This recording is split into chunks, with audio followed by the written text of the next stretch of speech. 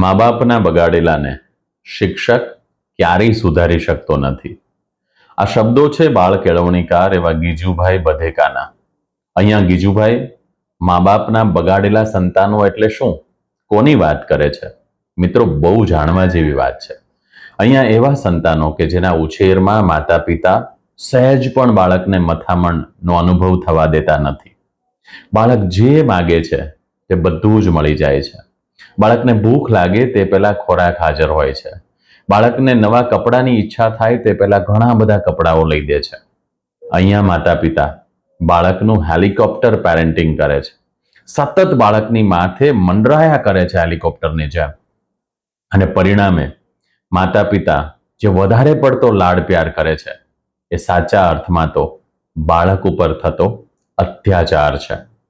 આ અતિશય પ્રેમ એ અતિવૃષ્ટિ જેવો છે કે જે બાળકને ખીલવા જ દેતો નથી. માટે વિચારીએ, સમજીએ, બાળકને ખપ પૂરતું આપીએ અને હા, બાળકને કશુંક પ્રાપ્ત કરવા માટે મહેનત કરતા શીખવાડીએ.